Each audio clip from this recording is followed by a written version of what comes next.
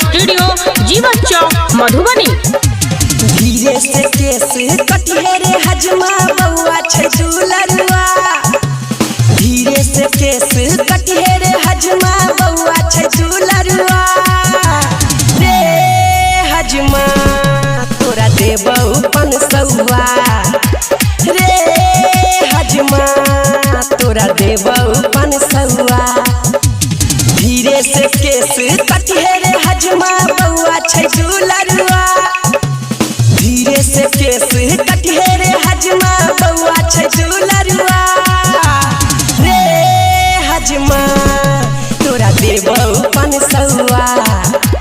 रे हजमा तोरा देबौ 500।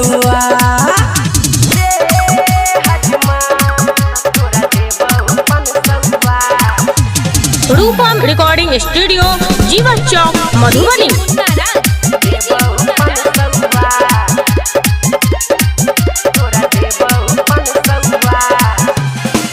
बउआ के मौसी देबौ बउआ के मामी। काटो रे हजमा केस बउआ के लंबी लंबी।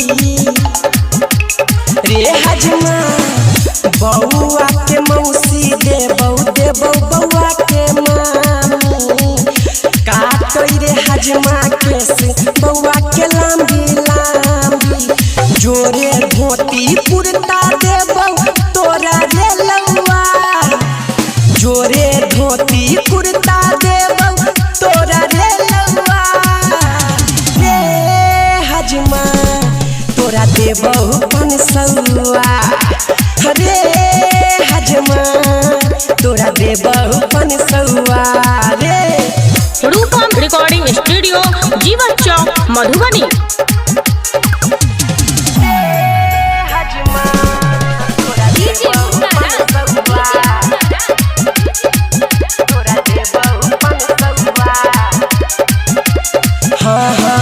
बउआ के दादी लेथिन बउआ के केसरे।